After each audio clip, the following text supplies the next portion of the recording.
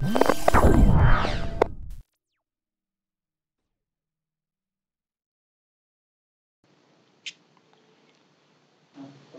Assalamualaikum warahmatullahi wabarakatuh.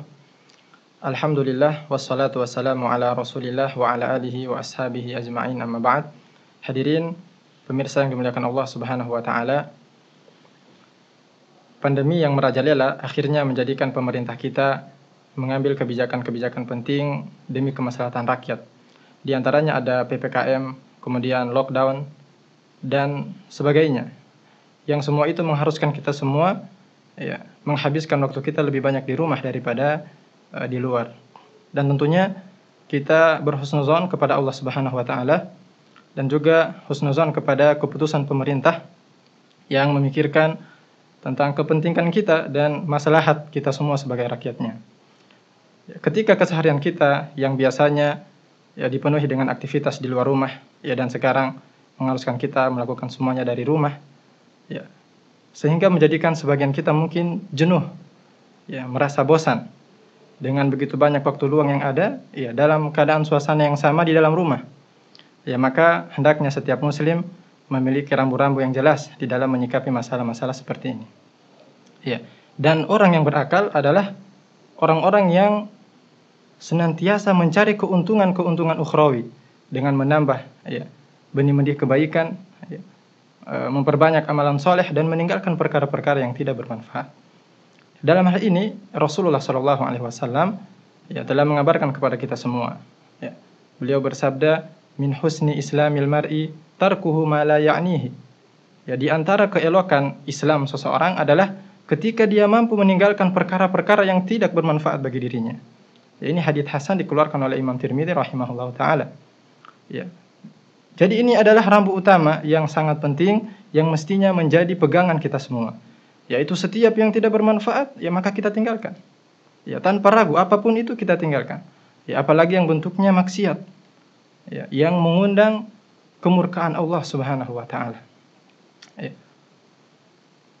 Di rumah aja, sebenarnya banyak hal kebaikan-kebaikan yang bisa kita lakukan.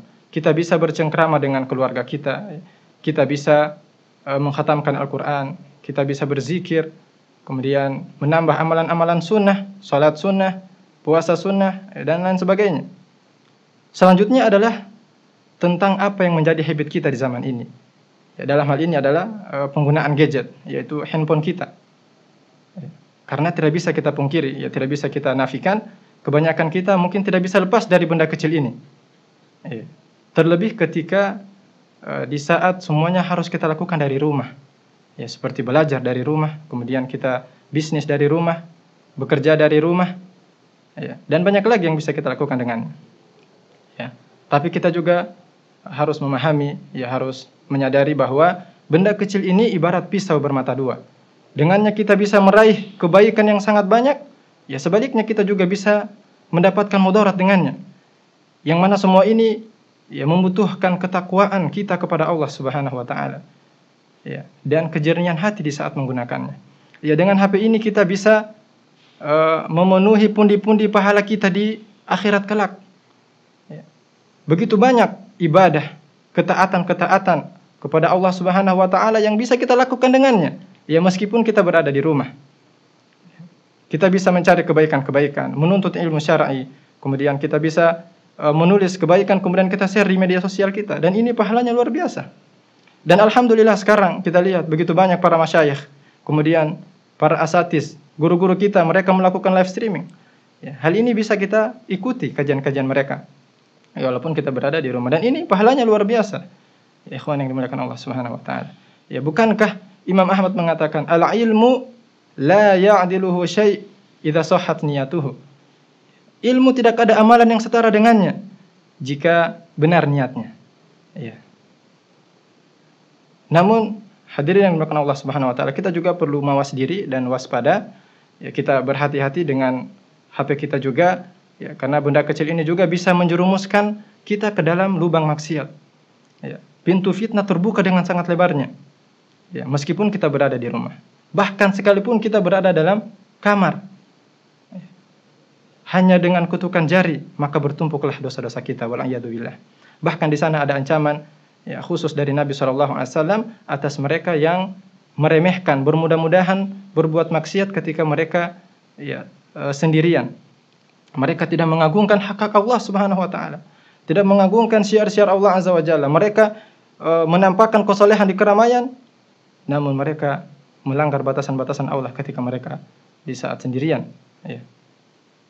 Dalam hal ini diriwayatkan oleh Ibnu Majah rahimahullah taala dari sahabat Thauban radhiyallahu taala anhu, Rasulullah sallallahu alaihi wasallam bersabda, ya, aku telah mengetahui akan ada satu kaum dari umatku di mana mereka datang di hari kiamat dengan membawa kebaikan yang sangat banyak. Ya, seperti gunung Tihama yang putih. Kemudian Allah Azza wa Jalla menjadikan kebaikan-kebaikan itu seperti haba'an manthura, debu yang berterbangan. Ya, Allah sia-siakan. Kemudian Thauban radhiyallahu anhu berkata, "Ya Rasulullah, sifhum lana." Ya.